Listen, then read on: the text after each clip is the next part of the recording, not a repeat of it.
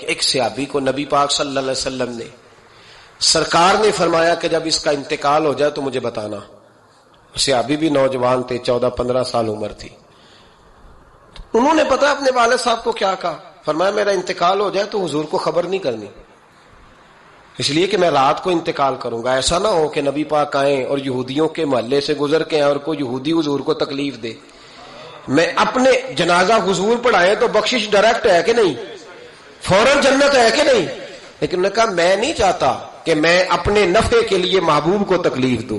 تو محبت کا انداز تو کوئی اور ہوتا ہے، جس سے محبت ہوتی ہے اس کے تو بندہ آرام کا، سکون کا کہتا ہے جی میرا بڑا پیار ہے، ٹھاؤ میں آیا جو ہونا اس ویلے، میں ہوں دوبارہ آماندہ. یہ کیسی بات ہو گئی؟ تو یہ محبت نہیں ہے، یہ لالچ ہے. بہرحال جو بات عرض کرنے جا رہا ہوں میں مضمون پر رہتا ہوں، مضمون کو سمجھیے گا.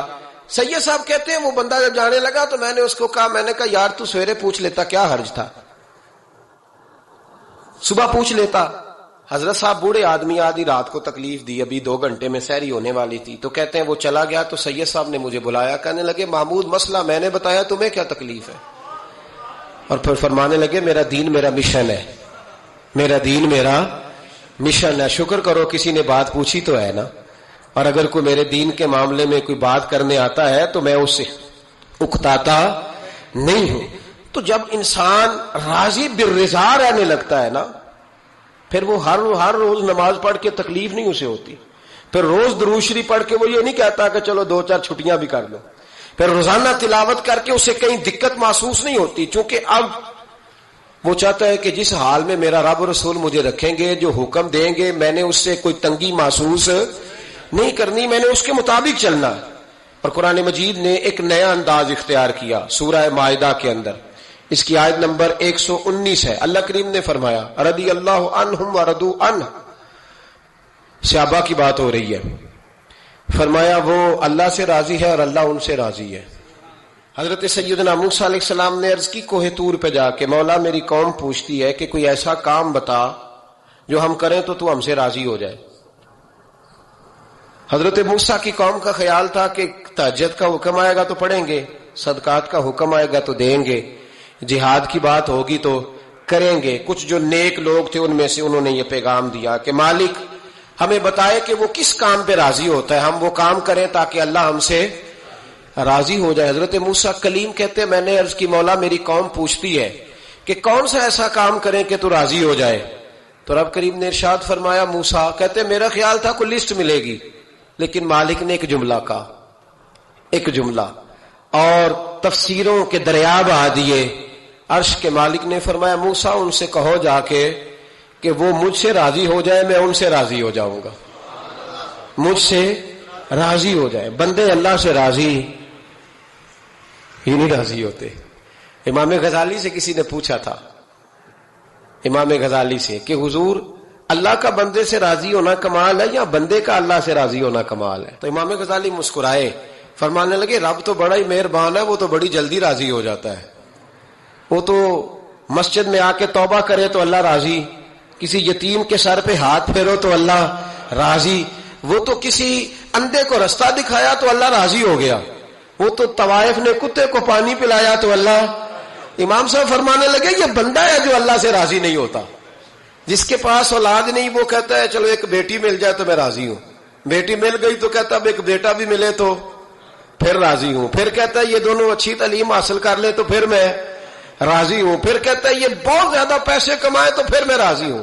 بہرحال راضی ہوتا، لیکن جو راضی ہو جاتا ہے نا، اللہ اکبر، جو اللہ سے راضی سکھی بڑا رہتا ہے، سکون میں بڑا رہتا ہے، مطمئن بڑا رہتا ہے. جو سمجھ لیتا ہے نا کہ جو میرے رب نے بہتر سمجھا وہ میرے اللہ نے مجھے. میں کبھی کبھی سوچتا ہوں کہ یار حضرت بلال حبشی نے کوئی عہدہ نہیں مانگا ساری زندگی. انہوں نے نہیں کہا مجھے بھی ایک صوبے کا گورنر بناؤ میری بھی خدمات ہیں، مجھے بھی وزیر خزانہ بناؤ میرا بھی کچھ بنتا ہے. ایک دفعہ نہیں کہا سیدنا بلال حبشی رضی اللہ تعالیٰ عنہ نے کہ میری بھی کوئی ڈیوٹی ایسی ہونی چاہیے کہ مجھے چلو سپہ سالار ہی بنا دیا جائے. ساری زندگی مسجد میں جھاڑو دیا تو اسی پہ راضی رہے، ساری زندگی محبوب کے مہمانوں کا لنگر پکایا تو اسی پہ راضی رہے، ساری زندگی میرے محبوب علیہ السلام کے بچوں کی نوکری کی تو اسی پہ راضی رہے. راضی بالرضا رہے. حدیث پاک سنیے. نبی پاک علیہ السلام نے ایک دن صحابہ سے پوچھا کہ تم کیا سمجھتے ہو؟ اپنے دل کو جب پوچھتے ہو، دل پہ توجہ کرتے ہو تو کیا جانتے ہو؟ تو صحابہ عرض کرنے لگے یا رسول اللہ، جب ہم اپنے دل پہ توجہ کرتے ہیں تو ہم سمجھتے ہیں کہ اللہ نے ہمیں ایمان عطا فرمایا ہے. تو حضور نے فرمایا تمہارے ایمان کی دلیل کیا ہے؟ ایمان کی کوئی دلیل بھی تو ہوتی ہے نا. ہمارے زمانے میں تو کوئی دلیل نہیں. نماز نہیں پڑھتا پھر بھی میں مسلمان ہوں، روزہ نہیں رکھتا پھر بھی مسلمان. جھوٹ صبح سے شام تک. کہتا خبردار کسی نے مجھے ذرا بھی بات کی، سب سے بڑا مسلمان میں ہی ہوں. بددیانتی، دھوکہ، فریب، فرار، لیکن خبردار کسی نے کوئی بات کی، سب سے بڑا مفتی میں ہی ہوں. جرم سارے پائے جاتے ہیں. دلیل کیا ہے بھائی؟ اگر کسی دیکھیں نا، اگر درخت ہے تو دلیل یہ ہے کہ پھل بھی ہے، شاخیں بھی ہیں، لیکن تو صاحب ایمان ہے تو دلیل کیا ہے؟ تو نبی پاک صلی اللہ علیہ وسلم نے صحابہ سے پوچھا کہ تم ایماندار ہو تو دلیل دو. تو بڑے خوبصورت تھے میرے محبوب کے تیار کردہ لوگ.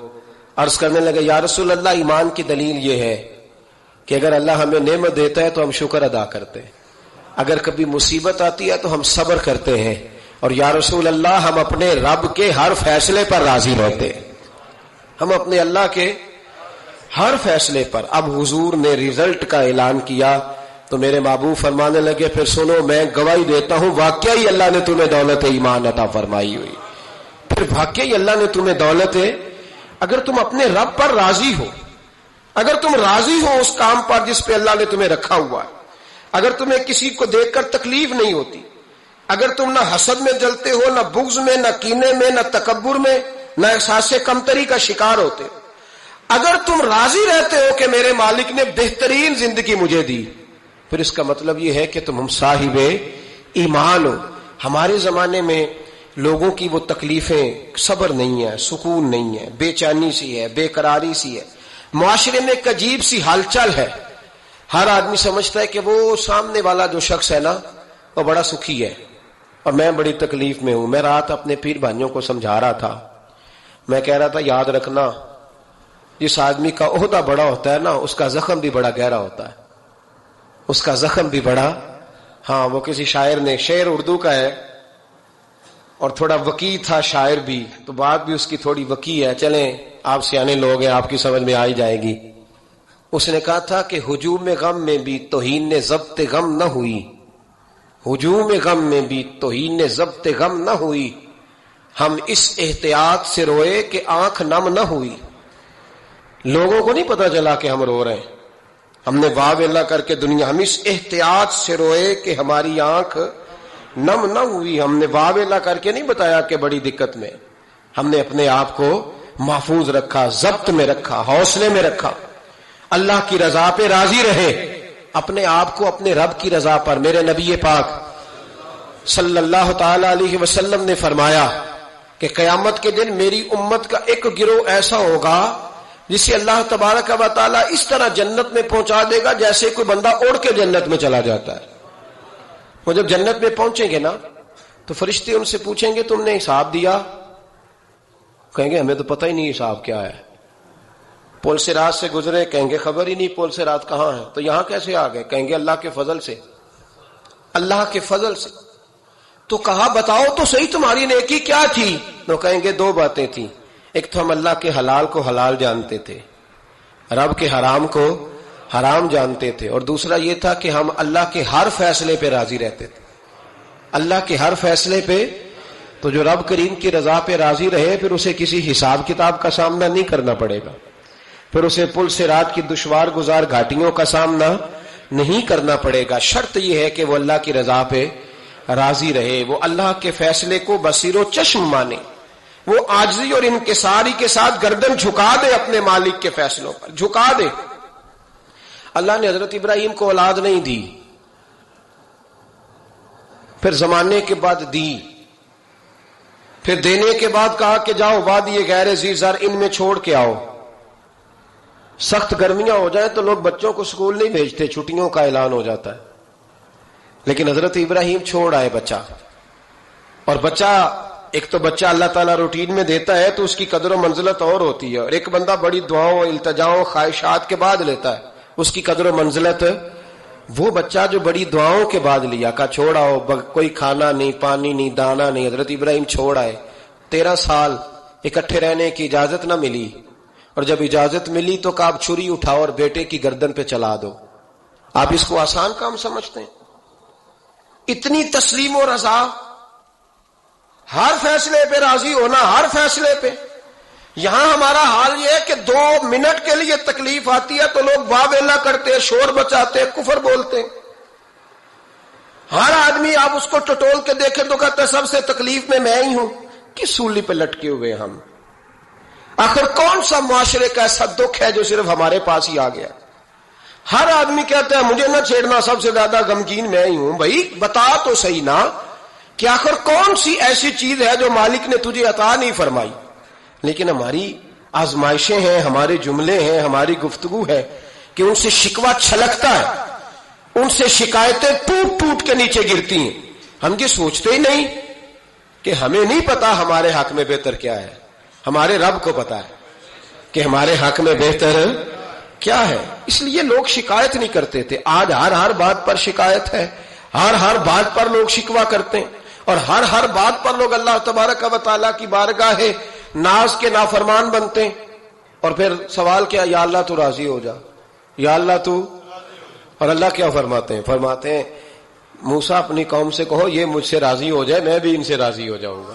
حضرت رابعہ بصری رحمت اللہ تعالی علیہ نا طبقہ صوفیاء میں ایک بڑی منفرد حیثیت رکھتی ہیں، علیحدہ ایک مقام ہے، اور ان کی زندگی بتاتی ہے کہ اللہ کی معرفت اور رب تبارک و تعالیٰ کا قرب صرف مرد کے لیے خاص نہیں، اگر عورت بھی توجہ کرے تو اللہ اسے بھی خزانے کھول کے عطا فرماتا ہے، اسے بھی اللہ خزانے کھول۔ حضرت رابعہ بصری اکثر نہ اولیاء اللہ کی مجالس میں جا کے بیٹھتی تھیں، بیٹھتی پردے کے اندر تھیں لیکن بیٹھا کرتی تھیں۔ جو لوگ اس رستے کے مسافر ہوتے ہیں وہ بات کو سمجھتے ہیں کہ یہ گہرا معاملہ ہوتا ہے، کسی جگہ سے کوئی ایسی چیز ملتی ہے جس کو فوری طور پر طبیعت اور نفس قبول نہیں کرتا، لیکن جو صوفیاء ہوتے ہیں نا، سالکین طریقت، معرفت کے رستے کے مسافر، وہ چونکہ مسافر ہوتے ہیں تو انہیں جو بندہ بھی منزل کا رستہ بتاتا ہے وہ اس کی بات غور سے سنتے ہیں، اعتراضات نہیں کرتے، شکوے نہیں کرتے، بن کے نہیں بیٹھ جاتے۔ ہمارے زمانے میں مسافر نہیں ہے طریقت کے، ہمارے زمانے میں یہاں مرید کامل ہے، یہاں پھر پیر ہے جو مطلق العنان ہے، جن کے سامنے جو سوال ہی نہیں پیدا ہوتا کسی اور کی بھی سنے، ممکن نہیں۔ حضرت رابعہ بصری بیٹھی تھی، حضرت سفیان ثوری بہت بڑا نام ہے، یہ وہ شخصیت ہے کہ جب جایا کرتے تھے تو اولیاء اللہ کھڑے ہو کے ان کا استقبال کرتے تھے، بغداد میں اتنا بڑا درجہ تھا ان کا۔ حضرت جعفر بن سلیمان بھی بیٹھے تھے، سفیان ثوری بھی بیٹھے تھے۔ تو حضرت سفیان ثوری دعا مانگنے لگے، جناب رابعہ بصری پردے کے اندر بیٹھی ہوئی تھی، دعا مانگنے لگے، اے اللہ مجھ سے راضی ہو جا، اے اللہ مجھ سے راضی ہو جا، اے اللہ مجھ سے۔ دیر تک دعا مانگتے رہے تو بی بی صاحبہ، مائی صاحبہ اندر سے بول پڑی ناراض ہو کے، کہنے لگی بس کر سفیان، کیا دعا مانگ رہا ہے تو، کب سے میں سن رہی ہوں، بس کر۔ کیا ہوا، تو کیوں ناراض ہوتی ہے؟ فرمانے لگی سفیان تو نے ایک بار بھی کہا میں نے برداشت کیا، دوسری بار بھی کہا، بتائیے دعا ٹھیک ہے کہ نہیں ان کی؟ اے اللہ تو مجھ سے راضی ہو جا۔ اس دعا پہ ناراض ہوگی مائی صاحبہ، کہنے لگی تو نے ایک بار بھی مانگی تو میں چپ رہی، دوسری بار بھی مانگی تو اب تو چپ ہی نہیں کر رہا، بس کر۔ تو حضرت سفیان کہنے لگے چل میری اصلاح کر دے۔ تو مائی صاحبہ کہنے لگی تو یہ تو کہہ رہا ہے یا اللہ راضی ہو جا، یا اللہ راضی ہو جا، پہلے تو بتا تو اللہ سے راضی ہے؟ پہلے اپنے نفس پر نظر ڈالنا، تو راضی ہے؟ روز نہیں مانگتا کہ 2 کروڑ چاہیے، 6 کروڑ چاہیے، انسان کا نفس روز نہیں کہتا بڑی گاڑی چاہیے، روز نہیں کہتا میرے بھی ٹھاٹ باٹ ہو، میں بھی بڑی گاڑی میں کھڑے ہو کے لوگوں کو ہاتھ لہرا کے لیڈر بنوں، روز نہیں کہتا میرا بھی بڑا نام ہو۔ پہلے بتا نا تو راضی ہے؟ حضرت سفیان ثوری نے جب بات سنی تو جھگڑا نہیں کیا بلکہ اللہ اکبر کہا، چیخ مار کے رونے لگے، کہنے لگے رابعہ تو سچ کہتی ہے، ابھی تو میں اس منزل تک نہیں پہنچا کہ میں رب سے راضی ہو جاؤں تو میں اسے راضی کرنے چلا ہوں، تو سچ کہتی ہے۔ قریب ہی حضرت جعفر بن سلیمان بیٹھے تھے، وہ بی بی رابعہ کے پاس گئے، کہنے لگے مائی صاحبہ مجھے تو بتا دے آخر بندہ اللہ سے راضی ہوتا کب ہے، یہ منزل شروع کب ہوتی ہے؟ تو آپ فرمانے لگے اس وقت کہ بندے کا جو حال نعمت ملنے پہ ہوتا ہے نا، جب وہی حال اس کا مصیبت آنے پہ ہو تو پھر سمجھو وہ اپنے رب سے راضی ہو گیا، پھر وہ اپنے رب سے۔ یہاں لوگ راضی نہیں ہیں، نہ شریعت کے حکم پر راضی ہیں معاذ اللہ، نہ دین کے آنے پر راضی ہیں، نہ نفاذ شریعت پر راضی ہیں، نہ لوگ اپنے ہر معاملے میں۔ دیکھیں نا، کبھی کبھی تکلیف ہوتی ہے، کئی دفعہ لوگ بات پوچھنے آتے ہیں تو دل کرتا ہے انہیں ڈانٹ چھڑک دیں۔ طلاق کا مسئلہ پوچھنے کے لیے لوگ عالم کے پاس آ جائیں گے، طلاق کا مسئلہ پوچھنے۔ سوال یہ ہے کہ تو نے شادی سے پہلے کسی عالم سے رابطہ کیا تھا کہ مجھے بتائے بیوی کے حقوق کیا ہیں، اس کے ساتھ وقت گزارنا ہے میں نے تو کس طرح کے حقوق میں نے ادا کرنے ہیں، شریعت مجھے کیا حکم کرتی ہے؟ پوچھا تھا کسی عالم سے؟ دین کی ضرورت پڑی تو دین کے پاس آئے، لیکن دین کو عمل کرنے کے لیے کبھی حاصل ضرورت پڑی تو آ گئے، حاجت ہوئی تو آ گئے، طبیعت لگی تو آ گئے۔ میں درجنوں بار کہہ چکا ہوں کہ جب کسی آدمی کے پاس لاکھوں روپیہ ہوتا ہے تو کسی پیر کے پاس نہیں جاتا کہ حضرت صاحب بڑے پیسے ہیں بتائیں شکر کیسے ادا کروں، لیکن جب ذرا دقت آتی ہے، حالات خراب ہوتے ہیں تو ہر پیر کا دروازہ کھٹکھٹاتا ہے، کہتا ہے کوئی تویز دے دے۔ تو بتا، جب تیرا دین کے ساتھ صرف تکلیف کا رشتہ ہے تو راضی بالرضا کب ہوگا؟ کب تو راضی ہوگا اپنے رب کے معاملات میں؟ کب تو راضی ہوگا؟ کئی دفعہ طبیعت میں تکلیف ہوتی، وہ حضرت صاحب حالات بڑے خراب ہوئے، پہلے آپ نے تعویذ دیا تھا تو صحیح ہو گیا، پھر خراب ہے میں دوبارہ آ گیا، تو دل کرتا ہے ان سے کہنے سے کہ یار ہمارے ساتھ تمہارا رشتہ خراب حالاتوں کا ہی ہے، کبھی صحیح حالاتوں میں بھی آؤ نا، بڑے خوش حالات میں بھی آؤ کہ اب حالات بڑے اچھے ہیں ہم حاضر ہیں، کوئی حکم کریں۔ خدا را راضی بالرضا رہنا سیکھیں۔ انس بن مالک رضی اللہ تعالیٰ عنہ کہتے ہیں 10 سال حضور کی بارگاہ میں رہا، 10 سال، اور 10 سال میں نے حضور کے گھر میں نوکری کی۔ کہتے ہیں نبی پاک نے کبھی مجھے اف تک نہیں کہا۔ ہمارا اپنا بچہ جو ہوتا ہے نا بیٹا، اور 10 دنوں میں شاید سینکڑوں دفعہ سن لے یہ کیا کیا ہے وہ کیا، کہتے 10 سال حضور نے مجھے، کہتے میں نے ایک دن بڑا نقصان کر دیا، کوئی بڑی چیز مجھ سے ٹوٹ گئی، بڑا نقصان ہو گیا۔ تو فرماتے ہیں کہ نبی پاک صلی اللہ علیہ وسلم کی ایک زوجہ محترمہ مجھ پر جلال کرنے لگی، اور ان کا جلال بالکل بجا تھا، ان کا غصہ بالکل ٹھیک تھا، اس لیے کہ میں نے واقعی بڑا نقصان کیا تھا۔ کہتے ہیں وہ جب جلال کرنے لگی نا تو محبوب تشریف لائے، کیا ہوا؟ کہا یا رسول اللہ یہ دیکھیں اس نے کتنی بڑی چیز توڑ دی۔ تو کہتے ہیں اب میرا خیال تھا کہ یہاں سے بھی مجھے ڈانٹ پڑنی ہے اور پڑنی چاہیے بھی، اس لیے کہ میں نے آج بڑا نقصان کیا ہے۔ لیکن کہتے ہیں محبوب میرے قریب آئے اور میرے کندھے پہ ہاتھ رکھا، زوجہ جلال میں تھی تو محبوب نے کیا خوبصورت جملہ کہا، ساری سوچ ہی بدل دی۔ فرمانے لگے اس کو نہ ڈانٹ، اس چیز کا ٹوٹنا میرے رب کی رضا تھی تو چیز ٹوٹ گئی ہے، یہ میرے رب کی رضا تھی تو یہ چیز اب یہ غریب ہے اس کا دل نہ توڑ، وہ ٹوٹ گیا، وہ جو ہونا تھا سو ہو گیا، اب چھوڑ، یہ میرے اللہ کی اس چیز کا اتنی دیر رہنا ہی ہمارے حق میں بہتر تھا، تو ٹوٹ گئی تو ختم۔ کہتے بڑا جلال تھا محبوب کی زوجہ کو، لیکن انہوں نے جب بات سنی تو پھر مصطفیٰ کریم کا گھرانہ، پھر حضور کی ازواج پاک، مومنوں کی مائیں، کہتے ہیں اسی وقت وہ بیٹھیں اور انہوں نے میری طرف بڑی شفقت کی نظروں سے دیکھا، اور ان کے غصے کو میں نے پیار میں بدلتے دیکھا۔